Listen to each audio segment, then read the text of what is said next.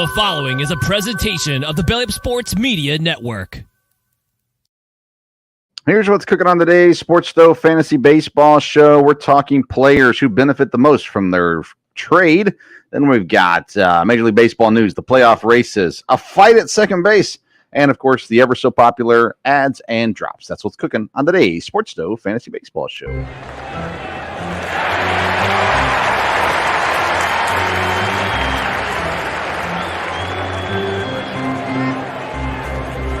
Play ball! Welcome in to an all-new edition of the Sports Stove Fantasy Baseball Show, presented by Belly Up Fantasy Sports and Righteous Felon Jerky. I'm your host, Vince Stover. I am joined by the senior Belly Up Fantasy Baseball writer and consistent co-host of this show, the one and only Kevin Wilson. Hey, Kev, how you doing, man? I'm doing good, and not as good as I was earlier in the week because we had this week off. Okay. And so now we're back home. I did the show this morning from on location away from here. But we're back home, back in the heat dome. So we're doing what we can to survive out here in the 105-degree heat. Yeah, I'll tell you what, it was okay here last week. Got a little muggy, but it was all right. We'll take it. And I think it's supposed to be okay this week, actually, as well, here in Kentucky. Of course, lots of things going on in the sports world. Football kicking up finally, and baseball in the heat of things, and all the other things going on. Racing, if you're into that, got rained out today, half or part way into the race. So lots of things happening. But we're here to talk baseball. That's right. Primarily fantasy baseball. We'll talk real baseball as well. But let's go ahead and get things started with our fantasy burner.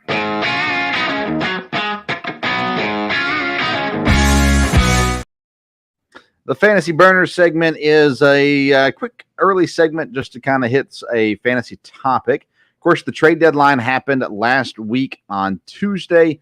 If you want to get any more thoughts on that, you can go back and listen to my Wednesday show. But we want to talk about fantasy players who benefit the most from the trades. And I asked you to do one batter and one pitcher.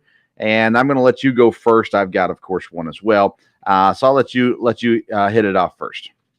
All right. So in the pitcher realm, we have a literal smorgasbord of choices. Lots of options, yeah. Yeah, there's lots of options. A lot of pitchers went to very advantageous situations, but I think that the one that could really, really benefit has to be is the guy that you have on your roster, and that's Michael Lorenzen. Oh, we got the same guys. You know what? I thought that was going to happen, but because he went from Detroit. Yeah. Which, despite the fact that they're the Tigers, they're a sad, excuse for a baseball team. He went to the Philadelphia Phillies, who are, as I predicted, battling for that. Well, as a matter of fact, if the playoffs happened today, they'd be in. And so he's on a much better team, and he's a guy who can, as a matter of fact, in 3 of his last 4 starts, he's gone 7 into the 7th inning, including his premiere for the Phillies. He went 8 innings, 2 runs, 6 hits, 26 fantasy points. He's been over 21 fantasy points in 4 of his last 5 games. So this guy, he's going to pitch it deeper into, as deep as he has in games, and he will get more wins out of it because of a better team behind him. So I expect that he will stay at this level, 20 or so fantasy points per start. And he has the Washington Nationals on Wednesday. Doesn't get any better than that. So the pitcher that's going to be consistently good for fantasy, that has to be Michael Lorenzen, Philadelphia Phillies. Yeah, I agree with you. I mean, pre-trade, he has gone 5-7. 88 strikeouts for 105.2 innings, 28 walks, and his one start with Philadelphia was phenomenal. The eight innings is awesome. He's going to get more wins in the second half of the season than he got in the first half because, he pitched 12 games, 5-7. That's not going to happen in Philadelphia in the second half. So that's why I picked him too. I think he just moved to such a better situation. He was already putting up the stats, getting fantasy points. Now you're going to add a win to that, which is going to give you more fantasy points. Or if you're in a cat league, give you that category that you weren't going to get from him very often in Detroit. I think that's huge, and I agree with you. I'll throw out to Justin Verlander. I think him not only getting traded, but going back to a place he's familiar with, a place that he likes, people that he already knows.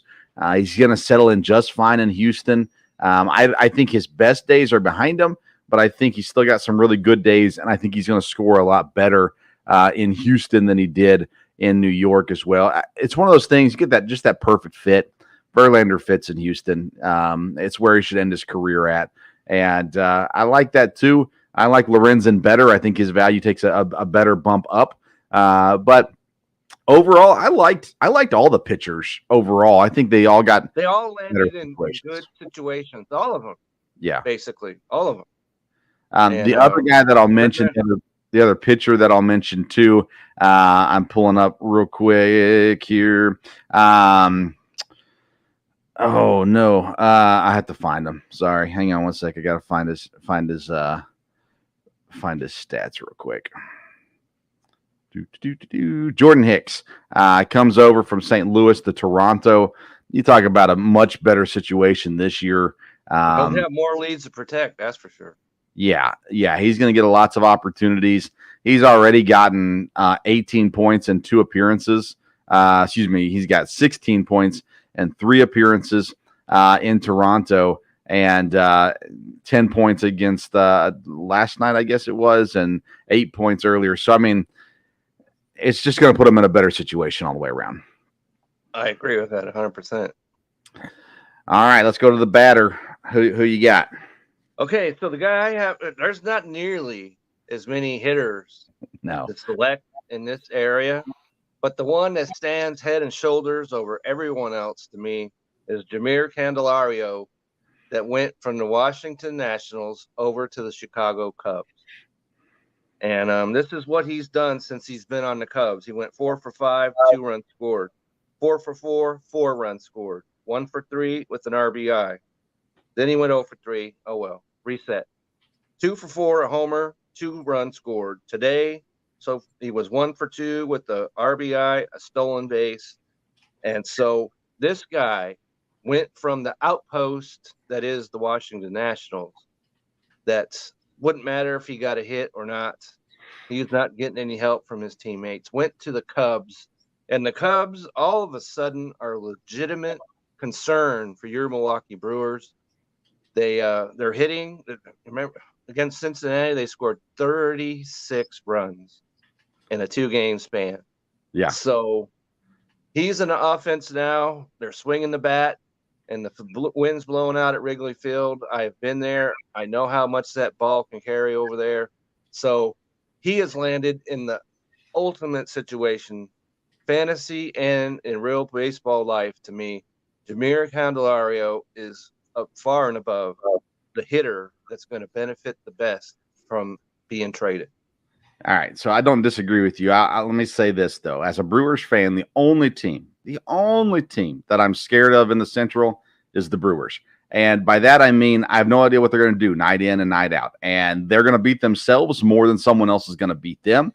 But I will continue to push what I said a month or 2 ago when the Reds went on their hot streak. I said the Cubs are going to finish in second place. The Reds will fall down to third place at the very least. Well, the Cubs and Reds played a 3-game series in Chicago. The Cubs swept the Reds, outscored them 41-18 over a 3-game series. Absolutely ridiculous. Then they went out and took 2 against the Braves at the same time. So that's the Cubs are the hottest team in the Central right now. They're making their run for the top. Again, I'm not super worried about the Cubs. I think that they're going to be decent. I think they're going to be there. I'm not sure that they have the pitching staff. They've got a better pitching staff than the Reds do currently. When the Reds are healthy, that might change. But as it currently sits. So, Candelario is an interesting addition. There was a lot of rumors that he was going to end up in Milwaukee. He did not, of course. I'm not sad that he didn't end up in Milwaukee. I think the additions that Milwaukee made have worked for him so far. I think they just missed out on not getting a pitcher, but that's neither here nor there. I'm going to go. It's going to sound homerish, but I'm going to go with Carlos Santana. Okay, the guy I talked about last week, so feel free. Yeah, I think that he's in a good situation. He's going to play every day. It's going to be first base most of the time. He'll see some DH opportunities as well. He's a phenomenal defensive first baseman, which does not help fantasy, but it keeps him on the field. Exactly. And he's batting in the top third. Right now, he's been batting third in the order since he's been there. And he's been hitting decent as well. On the season, he's got 233 fantasy points, which is decent for where he's at. He's had a few 6-point outings, but he hasn't been perfect and he hasn't been consistent yet. But I think over time, give him some opportunity. I think he'll come out and look just fine in Milwaukee. I think Candelario is a better option, but I think that Santana is one worth keeping an eye on as well. But you said it. I mean, I looked at guys like Jake Burger. He moved to a better opportunity. He hasn't been good so far since moving from the White Sox to Miami. Miami added all kinds of people at the trade. Right, and the Rangers just overran them this past weekend. Yeah, Miami. I'm not scared of Miami, of course. I think Burger's going to have a good opportunity there. I think you look at some of the additions. San Diego added a bunch of people too, kind of random guys here or there, a couple different first basemen. But at the end of the day, I think Candelario and I think that Santana are the two batters that probably benefit the most from the trades this year. I looked at the Dodgers additions too, and I like what they did. But I don't know that fantasy-wise those batters are going to produce enough. Right. As overall. I said in my article, one of them, because they're all right-hand hitters. Yeah. Some of them's going to have to sit down. Yeah. And they're not particularly good defensive players either, so that's not going to keep them on the field. I wrote an article, go to Belly Up Fantasy Sports, by the way, after our show here. Yeah, or pull it up on your phone if you're watching on your computer, or whatever, at your leisure. All right, so there you go. That's our fantasy burner, one pitcher and one batter that benefits from the trade season. I almost went a different direction on this, Kev, and went from a guy who was currently on a roster, didn't get traded, but a trade to or away from their team actually helped them benefit more. But that's a lot more research than I was willing to put in this week. So, so we went with what we got. All right, let's get to our second segment of the day, our call to the pin.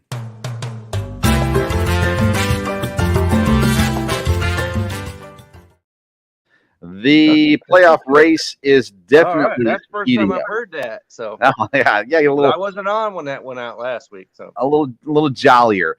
I want to start in the NL Central today. The Brewers, Cubs, and Reds are all right there. Brewers have a 1.5 lead on both the Cubs and the Reds.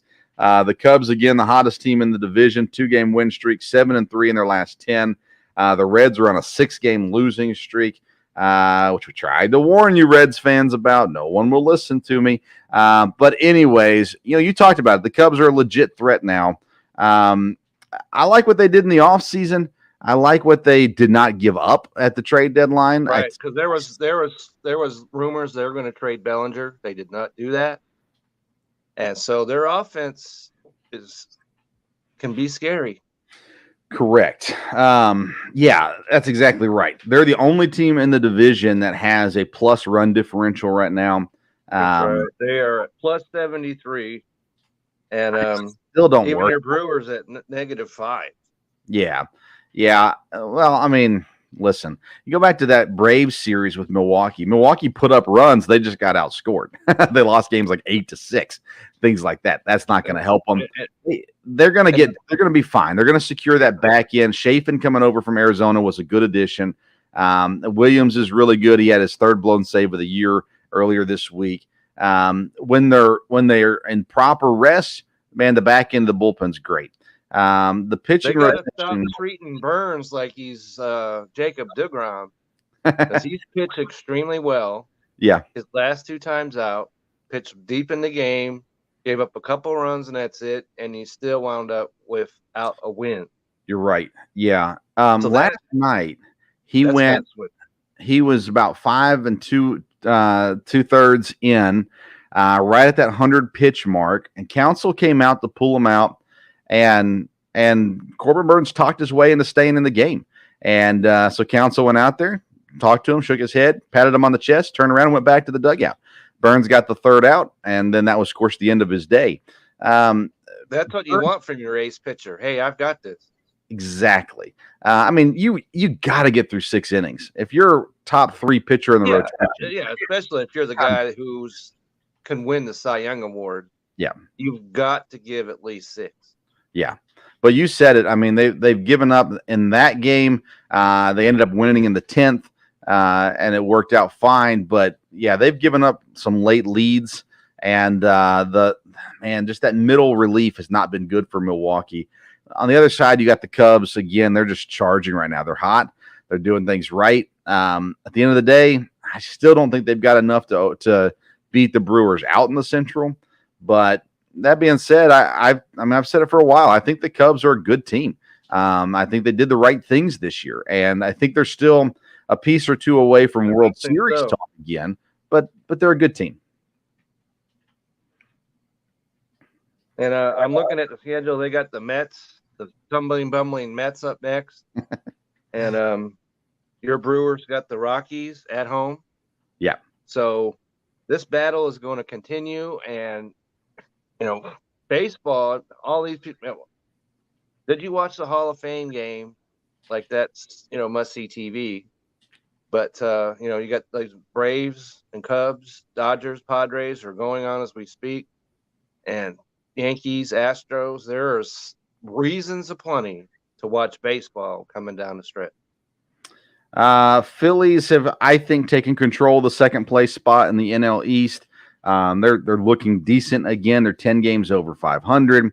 The Braves got the division. I don't think we need to talk about that at all. But the Phillies, I think, are looking like a team you don't want to face come playoff time. No, I agree with that. And that's what I've been saying for a month of Sundays now. And Phillies, if they get their offense rolling, which it is, and if Schwarber could hit better than 200, that would be awesome. And so you got to like what they're doing. They're Trey Turner is going to have to be the guy that we thought at some point. Yeah. And all that's going to come together, and it is coming together. And their pitching, of course, they got to overcome that defense. If they can do all that, they are a dangerous team. I mean, Schwarber has been it's been painful. It's been painful to be a Schwarber owner in fantasy, but it's the way it is sometimes. I'm gonna hook up some audio real quick, and let me see if I make sure I get the right audio. Let's see here. Come on, hang on, maybe not. If I can't find it, I can't find it. Okay, here it is. This is the other night. Trey Turner, who's been horrendous as of late.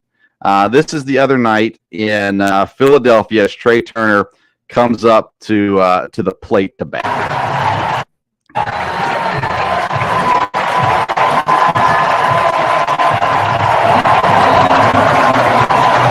Standing ovation in Philadelphia. Just trying to get them going. Just trying to pick them up. And I tweeted out, man, this is what fans are supposed to do.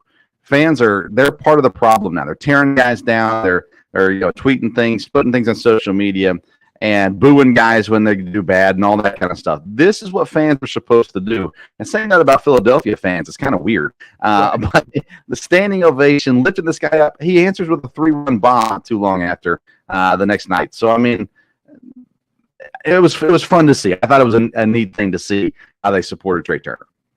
Yeah, when it's your own guy, you're supposed to be all lovey-dovey, trying to get the guy to, as you said, hit the 3-run blast and all that. Yeah. And you got to think that he's going to get that together. You got to think Schwarber, he's hitting 176. That's embarrassing. Yeah, I need him to be like 220. At least hit over the Mendoza line for crying out loud. I think he can do, because as we've said, he can hit all of a sudden like 8 home runs Right. in, True. in 7 days. And so it is kind of Philadelphia is doing what they're doing despite this, the Trey Turner thing and the Schwarber thing. And they're charging that. Just imagine how deep a team they're going to have once Schwarber does what he does, and then Trey Turner does what he does. Yeah. And all of that. And so, of course, the Braves are unbeatable. They're not losing, but all you have to do is the Philadelphia Phillies proved a year ago, get in. Just get in. And anything can happen. Exactly. NL West, Dodgers and Giants have brought it down to a 2-team race. Diamondbacks have fallen out, 6-game losing streak, losing 8 of their last 10. Yeah, and they lost head-to-head with the Giants, and that's never a good thing. Not a good thing. And watch out, by the way, for the San Diego Padres. They won 7 of their last. Get all dancy on them just yet. Now, hold on. I'm just saying, I tried to tell you this was Chicago. Nobody wanted to hear it. I'm telling you, with San Diego, don't sleep on them. I'm not saying they're going to win the World Series. At this point, I'm not even saying they're going to make the playoffs, but they're not going to go. They're 9 games out of first, so yeah, it's 9 games out of first. They're playing but a series. They're only 2.5 out of the wild card. Yep, I'm gonna turn that over. Let's see. They're right there in the wild card race. Yep, you are correct on that. And I mean, but their problem is there's 1, 2, 3, 4, 5, 6 teams ahead of them. It doesn't matter. Arizona's ahead of them. They're falling apart. And Cincinnati's ahead of them. They're falling apart. I mean, Marlins are ahead of them. They're falling apart. I'm telling you, you better watch out for this San Diego team. Okay, so they're back in the hunt. And Arizona, what happened to Arizona? First of all, failure at the trade deadline, did not do what they needed to do. Yeah, they made a bullpen move, which, okay, they needed to do that, but that's all they did. They made the wrong bullpen move. If you're talking about Strzelecki, is that who you're talking about? Oh my goodness. I couldn't believe they took him for Chafin. That didn't make any sense to me whatsoever, as I watched Strzelecki play all year long and could not wait to get him out of Milwaukee. They brought in Tommy Pham on the offense. That they don't need the offense; they need pitching, and they didn't do anything. I forgot about Tommy Pham, which is easy to do, by the way. Sure, why not? And he's had a couple of times where he's been hot, but that's been the exception rather than the rule. Yeah, and they, as you mentioned, they didn't need him. They had other needs to meet, and they just didn't do it. Agreed. Let's go to the AL. The Orioles on a 4-game win streak. Toronto's on a 3-game win streak. The Tampa's still in second place in the East. I got to tell you, though, I'm liking the Orioles and the Blue Jays more and more, and the Rays less and less. Am I the only one that does this? No, because you, I believe that was you that talked about Toronto earlier. Yep. And you have to like what they have on offense, and you would like it even more if Varsho ever was the Varsho that we expected him to be. And but even so, but the only thing that gives me pause, because they lost Bichette, and he was like second or third in the league in hitting. Yeah. So, and people have been waiting for him to show up like that, and he did. And so they played Boston head-to-head this weekend and showed what they can do. So Toronto, you got to take them seriously, and if you pull that up, they are in the wild card.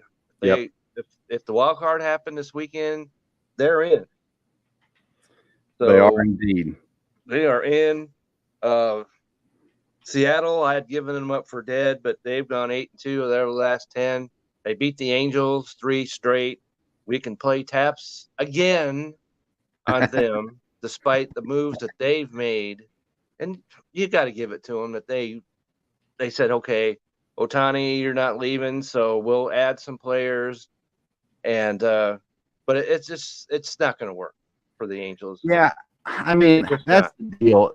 They made moves, and I didn't dislike the moves that they made, but I'll tell you what, you think about the history with Mike Trout being there and now Shohei, but Anthony Rendon did not do the trick. When you made the move, you probably thought, well, that wasn't a horrible move, but it didn't work out. And it doesn't look like, I mean, we've got a ways to go, but it doesn't look like the CJ Cron, the Gearcheck, the pitcher from Chicago that they brought in, Giolito. It doesn't look like the answer. Just listen to this. Talking about Lucas Giolito, and I knew that wasn't going to – we could talk about pitchers and their fantasy bumps. It's a fantasy valley for Giolito. Is against the Mets, 3 2/3 innings, 8 runs on 6 hits, 5 walks. He pitched good Minnesota and then Toronto, but Atlanta hit him up for 9 runs on 8 hits and 3 walks and 3 2/3 innings. That's 17 runs in 2 starts. Yeah. That just not what you're looking make it. That for a pitcher that I understand it's Atlanta. Yeah. But still, if you're the guy who's going to lead you to the playoffs, you don't give up 9 runs in 3 2/3 innings. I don't care what your name is. Yeah, I agree. You did mention Seattle. Seattle's this team that they're a lot like Toronto. They've got a really good roster. They did a lot of good things that just didn't come together early on in the season. But now, I mean, look out, right? 8 out of the last 10, back to being Rodriguez. So yeah, Rodriguez is looking up a little bit. You've got some things happening, and the pitching's been good. The problem they run into, though, is they got Houston and Texas above them, and I'm not sure they're going to get those 6 in a row, so they're not giving up their spot. Right, and Houston is only 2.5 back from Texas. They're looking pretty solid as well. I mean, right now Seattle's fighting for that last wild card spot with Toronto, and I don't know that they can catch the Astros. I don't know that they can catch the Rays. No, I'm they can't. not sure they're not going to do that. They're 2.5 back behind Toronto. Yeah, and so that it's doable. It's doable, but it's certainly not good if it was a half a game. Of course, if they played the Angels every week, that might disappear quickly. But they're done playing them today. Yeah. Yeah. So, there it goes. Minnesota's in first in the Central. They've got a 4.5 game lead. Again, Cleveland, I thought, got worse at the deadline. Minnesota just stayed steady. I guess Minnesota's going to take this division, but kind of like Cleveland the NL Central, it's like nobody. Maybe you can help me understand this, because Cleveland's in the battle. We know they're not going to go far in the postseason, but as we said, you get to the postseason, anything can happen. But they traded away Aaron Savali. Mm-hmm. They traded away Ahmed Rosario. Yeah. What in the world are they doing over there? And they brought in Syndergaard, who looked okay in his first start, but got blowed up, predictably enough, in his second start. Why in the world would they want him? That I don't get it. So they gave up 7 runs to the White Sox today, 12 hits. If you give up 7 runs to the White Sox, you should be nowhere near a major league mound. Yeah. Okay. Yeah. So, despite the fact that they were in the battle, Cleveland threw up the white flag to me. And I guess they decided, well, just winning division's not enough. I suppose. Yeah, I don't know. They got swept by the White Sox, by the way. They won the first game 4-2. Then they lost 7-4. Then they lost 5-3 today. If you saw what happened with the Rangers, Rangers swept them right out of the ballpark. Yeah. And so you cannot be losing to they had lost to Chicago earlier, I believe it was.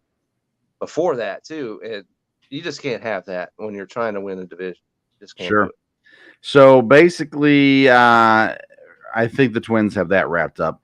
But it's interesting. The Athletics are on a 2-game win streak. The Nationals have been playing some decent baseball. They're on a 4-game win streaks. I mean, it's even though these teams are out of the playoffs, they're not just giving up games. They're going out there and playing, and they're causing some problems for these teams towards the top by not letting them just walk away with stuff. And which is that's what you want. Don't roll over. Exactly. Like the White Sox rolled over. Hey, they took 2 against the Guardians. Yeah, they didn't roll over. Well, that's not exactly Worley to write home about, and and so because there's a lot of things that we can talk about when it comes to the White Sox. Oh, sure. Which reminds me, I almost missed it. Tim Anderson decided to pick a fight with Jose Ramirez. Didn't go well for Tim Anderson, as his whole season has not gone well. No. It's interesting. He drops his glove, puts up his fist. He's like, let's go. And it seems like his teammates were kind of going to hold Jose back. Well, first of all, the punch that Jose landed, he had his eyes closed. He didn't know what he was doing. He was just swinging. No, he was just throwing that around. That's got to be one of the weirdest exhibitions I have ever seen in my life. And I read in the paper this morning that they were like, this was one of the nastiest brawls that we've seen a long time. It's just because the guy got absolutely hammered in the jaw and just whoop right back down. Yeah, there's certainly nothing like what happened with Ruffin Odor a few years ago with the Rangers and Bautista, and he clocked him straight up, bam. Yeah. This was not that. It was kind of like, well, let me just throw my arms around a little bit. Oh, I connected. But he landed. Right. He landed. And so he landed, and then the next thing you know, Tim Anderson was on his rump. Yeah. I just couldn't see what in the world was it that started this whole thing. So there's a little bit of a history between the two guys. So, yeah, there's a little bit of history between the two guys. And then Ramirez said that he tagged him a second time and kind of hit him pretty hard. And that's when Ramirez got up and started talking. And then Tim Anderson decided, well, let's throw fisticuffs, as they said in the olden days. And it didn't work. It didn't work for Tim Anderson, needless to say. No. And just remember, Tim Anderson was your guy. So if you want to defend him, you go ahead and do that. Now, granted, I said if he got traded. That's right. You did say that. Let's make sure we're clear on this. I said if he got traded. He did not get traded. And Dylan Cease did not get traded. Right. So if you're either one of those guys, and your whole season's cratering to begin with. So, and by the way, Eloy Jimenez injured during that little scuffle. I'm not sure what happened, but he came up limping. He wasn't involved in the fight or anything, but he came out as the benches cleared, and he started. Right. There was little scrums that happened after that. Yeah. And so there are going to be some people suspended. Oh yeah. Behind this, and I'm sure I wouldn't surprise anyone if I said, I don't know why you would, but if you had Tim Anderson, don't. Oh. If you had Tim Anderson, you haven't been listening to this show. That's right. You have not been listening. You certainly haven't been listening to me. And so, if you have Tim Anderson, take a shot of whiskey, whatever it is you need to do to wake up and drop this guy. He'll get the biggest punishment out of this. He really did most of the instigation on the fist part of it. Even though Ramirez is the one that landed the punch, I mean, Tim Anderson deserves the bigger suspension of the two. But I would guess they'll both get 3 games or something like that, and go from there. But all right, that's it for this. Let's get on. We're going to go on to our fantasy focus. Oh, by the way, Call of the Pin is presented by Righteous Felon Jerky. I forgot to mention that earlier. Righteous Felon is partnered with the best natural black Angus beef producers in the land. They locked up the supply and guarantee the best tasting, best textured, and freshest beef jerky on the market. Visit righteousfelon.com. Use code BELLYUP. You're going to get 15% off your purchase. So we thank Righteous Felon for sponsoring this segment, Call to the Pin. Now, our third segment, final segment, Fantasy Focus.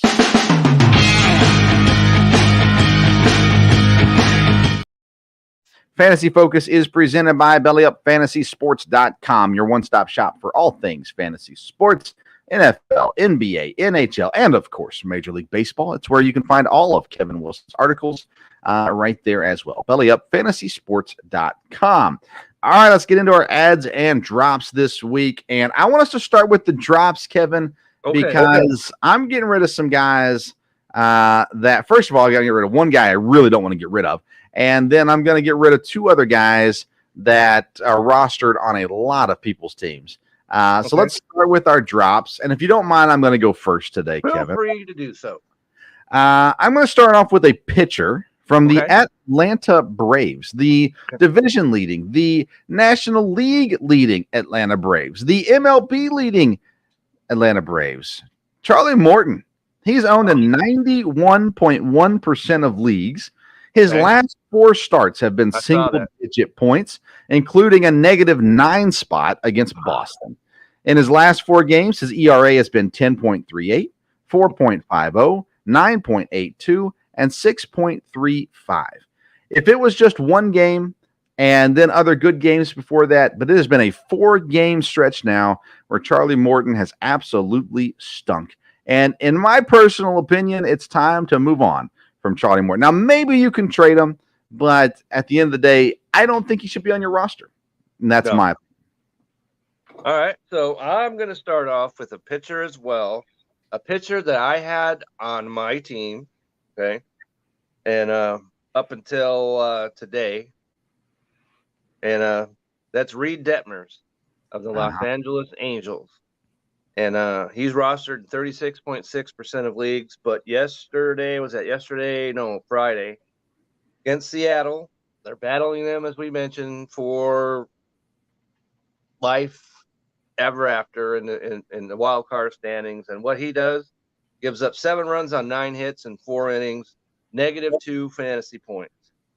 So in 2 of his last 5 starts, he's given up 7 earned runs, and he's only been above 10 fantasy points 1 time in his last 5 starts. And we can forget the 26 fantasy he had against Arizona, and that's clear back at the beginning. That's a month ago. Yeah. So that's definitely in the rearview mirror. And I started him and regretted it almost immediately. So Reed Detmers needs to go. Okay. I've got an outfielder for you from the Boston Red Sox. Owned in 83.9% of leagues, Alex Verdugo. He only has 3 positive scoring games in the last 12. He has 6 negative scoring games and 3 0 spots in those 12 games as well. He only has 1 home run and 2 RBIs in that 12-game stretch. Also, there are people producing, and Alex Verdugo is not one of them. And I'm really surprised he's at 83.9% of leagues. Overall, I think he's a decent person, but fantasy-wise, he's hurting you right now. It's time to move on to somebody else. I agree with that. And I'm going to go with my second guy is someone that we've praised, you and I, in not too recent past. And but it's come to a halt, and that's Henry Davis of the Pittsburgh Pirates. We like him because he's an outfielder and catcher. But if he's not swinging, it's like he's allergic to his bat all of a sudden, except for he had 2 hits the other day, including a home run. But that's the only game he's had any hits in over the past week. And so 1-0-0, -2, that's not going to get it. You could drop him. No one's going to pick him up. You can keep your eyes on him. And if he heats back up again, go ahead. You could add him back if you're so inclined. But right now, he has to hit the waiver wire big time.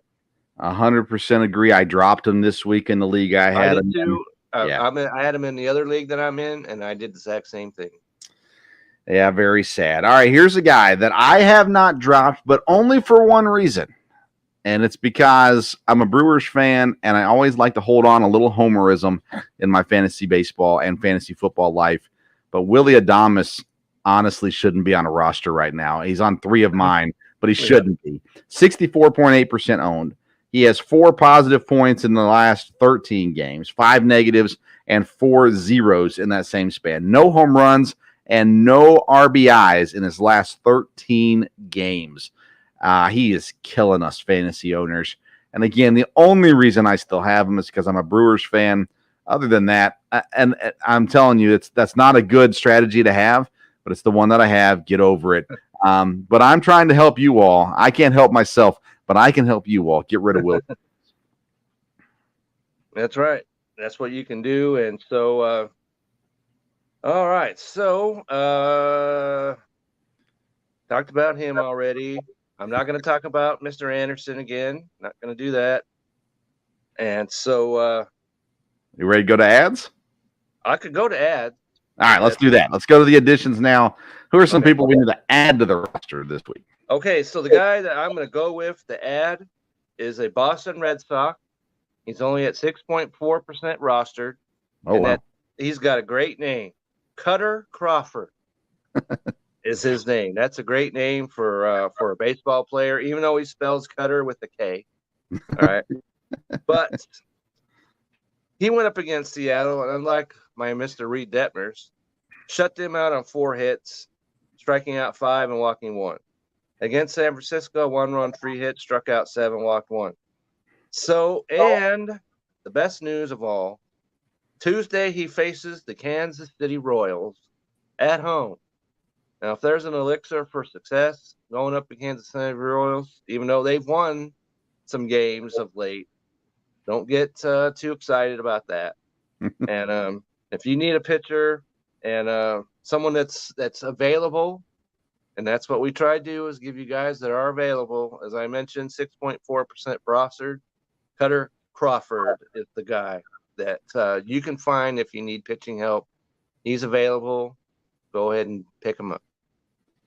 All right. I'm going to go with a guy that has been mentioned on this show before, usually in the drop category and usually by Kevin. Kevin actually dropped this guy on August the 3rd.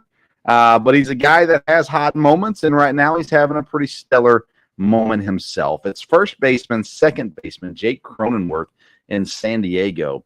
Cronenworth has scored 3+ points, 3 or more points, fantasy points, in the last 8 games. Had a negative outing today at -1, but that's his first negative outing since July 25th. The last several games have been 3 points, 5 points, 3 points, 4 points, 5 points, 3 points, 3 points, and 4 points. That's against Texas, against Colorado, and against the Dodgers. I love having Cronenworth. He's been a streamer of mine on a couple different leagues where when I need a first baseman, I go get Cronenworth because for whatever reason, nobody wants him.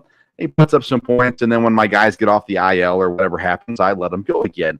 Well, right now, Cronenworth's having a really solid outing, and I think worth having on your team, and having that first base, second base eligibility helps out a bit too. Well, the only reason why I did that is because on my roster, it seems like I got like 27 second basemen. I feel your pain. That was shortstops, yeah. So I went ahead and I did drop him, as you mentioned. But if you have any need at second or first, as you mentioned, yeah, he's hot. So I can go with that.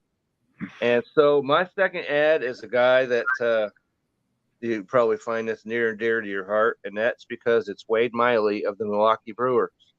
He's back. He's back, and he landed pretty softly, as it would be against the Washington Nationals. 1 run, 3 hits, struck out 5, walked 2, only pitched 4 innings, but it was his first start in almost a month. So, and everything looked good with that. And so on Tuesday, he faces the Colorado Rockies at home. When you're facing them on the road, that's an entirely different prospect, but he's facing them at home. And so he's a guy that's capable, and he has done it, of giving you 20 or more fantasy points. So Wade Miley, to me, against the Colorado Rockies at home, is a guy that's almost a must-add this week. I like it. I'm going to go with the pitcher, something that might surprise you. It's a pitcher from St. Louis Cardinals, of all people, but it is Steven Matz. Steven Matz is last 4 games, all right, 21 points against Chicago, the Cubs, 19 points against Arizona, 22 points against the Cubs, and 22 points against the Rockies. He's had 3 straight quality starts. His last 4 games has been a ERA of 1.80, 0.00, 0.00, and 1.50. He is on a 4-game stretch that is as good as almost anybody right now, and he is available more than likely in pretty much every league out there, with the exception of leagues that I'm in. So Steven Matz has been really solid. He is actually available in our league currently because he just pitched. So he's kind of one of those streamers. He was dropped in April was the last time he was rostered in our league, and that was by Chase Thornton. And he next pitching is Saturday, and he's facing the one and only Kansas City Royals. So again, a guy that's worth having on your team right now. And good luck with Steven Matz. Okay, so you obviously heard my breath expel when you mentioned his name, because he was a guy that I had as well. But I pivoted almost as fast, and we've been talking about the Cubs. And one of the reasons why they're as dangerous as they are is because Jameson Taillon has Mhm. become a pitcher of note. And against that Cincinnati Reds that we mentioned, 2 runs, 7 hits, struck out 5, walked 2. And before that, he pitched 6 innings against St. Louis, 1 run, 2 hits, struck out 4, 21 fantasy points. This is what he's done over his 31 points, 10, 19, 21, 14. He's he goes late in the games, and if he continues to pitch like that, is another reason why the Cubs are going to be a dangerous team coming down the stretch. And best of all, once again, the matchup. And the matchup is almost as sometimes it's even more important than the pitcher or hitter we're talking about. Tuesday at New York Mets, the team that has given up entirely on this season. So there's no reason to fear the Mets at all. This coming down the stretch. So go ahead, add him, and let me see, he's at 15% rostered. So that means he is available. So Jason Taillon, I hope I'm saying that correctly, is a guy that go out and get him, use him, stream him. He's a guy that you would like to have on Tuesday. All right, all you Brewers fans, listen up. If you take my advice and you drop Willie Adames because he's just been stinky as of late, and you're like, but I got to have a Milwaukee Brewers shortstop, I got the guy for you. Bryce Terang, Okay. second base and shortstop, eligible, only owned in 2.2% of leagues. Let's see here. Terang's last 7, he's been batting .429. He's got a home run, a stolen base, 6 runs, 5 RBIs. He had 500 or better in 8 of his last 11 games. This kid has been doing what he needs to do. Earlier in the year, he was sent down and brought back up. And since he's been brought back up, he's been really good. Had 3 points today against Pittsburgh. The first 2 games against Pittsburgh, he only scored 1 point each. But he had 11 against Pittsburgh on the third, where he hit the home run, 3 RBIs in that game. Had 7 against Washington back on the first. Lots of positive numbers. And right now, he's a lot more productive than Willie Adames, which is really sad to say. But if you're a Brewers fan, you got to have a Brewer. Bryce Terang's the guy to have right now. That is sad to say, because if you'll remember, he was my bold prediction that he would be the top fantasy shortstop coming down the stretch. And apparently he said, well, I don't want Kevin to be right, so I'm going to shut it down. Man. Yeah, so that prediction, not doing so well. Not good yet, but it's still coming, Kevin. Don't worry. I believe in Willie Adames. Okay. Anybody else you need to add? I'm sure I can come up with someone, but no, it's fine. That's it. I've got one more guy. We giving you some pitchers to add. We giving you some hitters to add. So I got one more. Okay. This guy, this is one of you got a bench spot. All right. If you already have all your offensive slots filled and you don't have a bench spot for an offensive guy, then don't get this guy. But if you've got a bench spot, Tyler O'Neill in St. Louis. And the reason why I say that is he's not playing every day. He plays about 2 games and then sits. They've got a rotation going in the St. Louis outfield right now. But Tyler O'Neill, 6 of his last 9 appearances, he has 3 or more fantasy points. He has 3 home runs and batting .278 in the last week. This guy, we know he can do it. He's done it before. The question is the consistency. And if he gets the opportunity, he seems to be producing right now, but he's going to sit out about every 3 games. And so you're going to get him for 2 games and he'll sit. Get him for 2 games and he'll sit.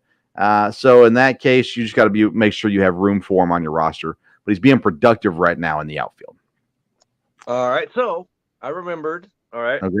As I mentioned last week about the Texas Ranger pitchers, and someone was going to have to step aside. Yeah. We didn't know who that was. And as many that needed to step aside won't have to, because Nathan Eovaldi is on the injured list. And all those starters stepped up. But Martin Perez, he has gone to the bullpen. Yep. He has not been seen until today when he came out in the 9th inning of a 6-0 game. He is not a guy that you need on your roster, and people are seeing that. He's at 18% rostered, but if you're one of those 18%, he needs to hit the waiver wire immediately. He has no value.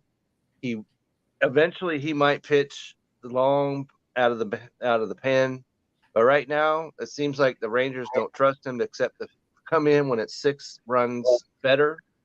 So Martin Perez is a guy that has no place on a fantasy team. All the other pitchers hold until we see, because they all pitched well this week. Dane Dunning was a guy I thought for sure was going to the pen, but he pitched well. But Martin Perez is out of the rotation, so he needs to hit the wire. I agree. Very good. All right, let's go take a look real quick at what's going on in our fantasy league. Dad, who won finally for the first time in a long time last week, is going to win again this week to move up to 13-4. He takes down Mike Brown, co-founder of Belly Up Sports. Drew Childs comes in and beats Brennan. Wops Brennan, actually. They were both on a 5-game losing streak. So Drew Childs gets a win. He's at 7-10. Dan D'Amico was beating Nick Macaronis all week, but Nick battles back at the last minute and is going to pull out the win tonight. He'll move to 7-10. Dan D'Amico, the defending champ, goes to 8-9. Chase Thornton, That's right. He beat him by 4 points. 4 points, yep. Chase Thornton, co-host there on the Fantasy Football Show with Kevin on Sunday mornings. Takes down Nathan Nguyen, who's the worst team in our league. Barely beats him by 50, but 266 points for the win. Me and Kevin faced off this week. Battle of the guys at the top. Both of us on 5-game win streaks. I scored 394 points and get beat by almost 100 points. Kevin put it in there. You made an addition for today, correct? At least one addition for today? I did do that, and he paid off. It did pay off, and I saw him, and I thought, you know what? He's the kind of guy that you would go ahead and add. So I decided, you know what? I'm going to go ahead and get him. And we're talking about Chase Silseth. Chase, and you just mentioned him. Our good friend Chase should like him. Chase Silseth for the Angels. No idea whether that's right or not.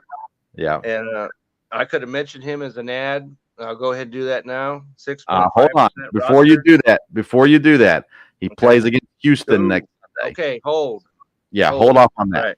All right. I just pulled that up. Sunday, he won't pitch till next Sunday against the Houston Astros. Yeah. So no, and I'll probably be dropping him before you can spit. So, but he did get me 27 fantasy points, 12 strikeouts, 1 walk, 7 innings, 2 runs on 4 hits. Yeah, he came up big today. So he came up huge. I got the 27. You did not, because I just thought to myself, Vince is probably seeing this guy, so I'm going to go get him first. I ended up not. I did look at him, but I had Woodruff and Miller pitching today, and I had Glasnow scheduled. He ended up getting scratched, which you wouldn't have happened at the end of the day. You beat me by enough points, but I thought having those 3 guys go, and I felt pretty comfortable without having to add another guy. It wouldn't have mattered had I added even the 27 points. I still wouldn't have come close to you. At that, I would have gotten over 400. But 394. I can't be mad about that. If I score 394, I'm going to do okay most weeks. And so I can live with that at the end of the day. It was a fun week though. And at the end of the day, I stayed pretty close through most of it. I'd say we were within 30 points. It seemed like most of the time. You did, and so there were some moves that I probably would not have made, but I'm like, well, he's right there, and so I made some moves. They worked. Sometimes that's the way it goes. Sometimes moves work. Sometimes they don't. They did this week. So, and then just as soon as I could brag about it, then I'll turn right around and step my foot in my mouth. So I will not do so. Yeah, if I would have moved on from Willie Adames, maybe I would have had a shot. But I held on to Willie Adames there this week. Now, I did, while we were doing this show, I went ahead and added Steven Matz to my team. I saw that. Yeah. So you followed your own advice, so good on you. He's been added. But anyways, we got a fun league going on. We have 4 weeks left Yeah, 4 weeks left in our league before the playoffs hit. We only get 4 teams in the playoffs right now. That would be Kevin Wilson, my dad Dale Stover, myself, and I believe Chase Thornton would be the 4th guy in as of right now, as me and Chase are going to both be 10-7 after this week. So lots of big things coming on. We got some big matchups the rest of the way as well. I've got Dad next week, followed by I think another tough matchup. Let's see here. Then I've got Brennan, which is easy, and then I got Nick, which will be an interesting matchup, and I close it out with Nathan Nguyen. So I got the last week one. I just got to get the other ones along the way. I don't know what your matchups are looking like, Kevin. Well, let me just I'll tell you what those are. I go up against I go up against Chase this week. Then I go up against Dan, who is the league champion. Then Team Childs, and then Mike Brown to finish off the fantasy week. So how I do or don't do is going to have a lot of effect on the standings because, as you mentioned, Chase is in the 4th spot. Dan is trying to battle in there. Mike is trying to battle in there. Team Child's not so much. But so now, we've got some interesting coming down the stretch. My goal is to end up in 2nd or 3rd, but 3rd is most likely, and face Dad in the 1st round, and then knock him out, and you can knock out Chase or whoever else makes it, and then me and you can battle for the championship. So that's what I'm going for. Okay. Since Dad refuses to take our advice on catchers, I have a good feeling I could beat him if I faced him off in the playoffs. So we'll see. We'll see how that goes. So yeah, we'll see how it goes. And Chase is trying to be you from last year. Yep. Come out of relative obscurity and make the playoffs. And so, as we said, you just need to make it. For the record, just so people who are listening know this, and you've been listening, if you're listening this late in the show, you probably are okay with us anyway. But Kevin has had the most fantasy points in our league by 500 points. My dad and I have the exact same amount of fantasy points, 6,577 fantasy points right there. And then giving up points allowed. Nathan Nguyen, who's the worst in the league, is 2nd place in points allowed. The fewest points allowed, which is crazy to me. But Kevin is 1st in that one too, 5,544, which of course he doesn't have anything to do with. Right. I can't help what others do against me. So. But when they play Kevin, they don't score well. When they play Nathan Nguyen, they don't score well. But nonetheless, when they play Dan D'Amico, they score the most. So we all want to play Dan. Well, I've got him coming up, so we'll see what happens. Okay.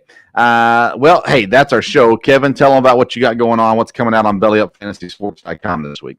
Well, as I mentioned at the top, this week I was off, so I still have my article about the trade that the Dodgers made, and that's not that overshadowed just yet. So you can get over to the Belly Up Fantasy website and check that out. And you can always catch me on Twitter at Kevin62 WILSEA.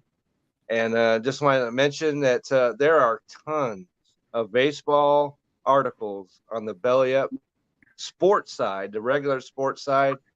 So if you're into baseball, which obviously you are because you're watching our show, you need to get over there to the Belly Up regular sports side and check out those articles. They're coming out fast and furious, including your power rankings. Yeah. And so there are tons of baseball stuff going on in the Belly Up world. So check all that out.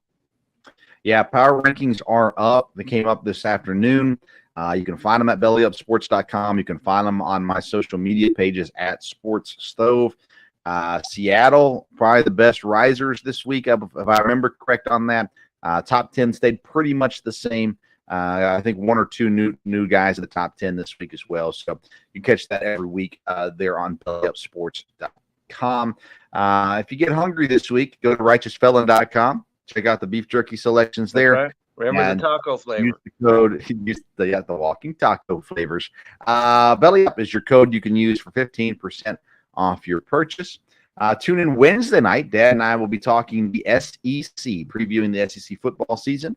We've already previewed the other Power 5 conferences, and so we'll continue to talk about college football. We'll talk about Major League Baseball, things going on as well. And then I've also been doing the Sports Stove Local Hour each week, where we've been previewing positions for EKU football. I've got a co-host this year, Ryan Jackson, who is a defensive lineman for EKU. So we get a lot of good insight on the program and on football in general. And so you can tune into that this week, too. Any episode you've missed of the fantasy show, the Sports Stove, of the Local Hour, they're all available on audio wherever you get your podcast, the Sports Stove podcast, or, of course, on the Sports Stove YouTube page as well. That's right. And if you happen to miss this morning's show with Chase and I, because it's football season, and we talk about Alvin Kamara, we talked about Josh Jacobs and some other fantasy relevant topics. So check that out. The Belly Up Fantasy football show every Sunday morning, 10 a.m. Central, 11 Eastern, where time begins, apparently. The Bears still suck. All right. That's it for our show today. Thank you for tuning in to the Sports Stove Fantasy Baseball Show. Until next time, we'll see you around the Sports Stove. See ya.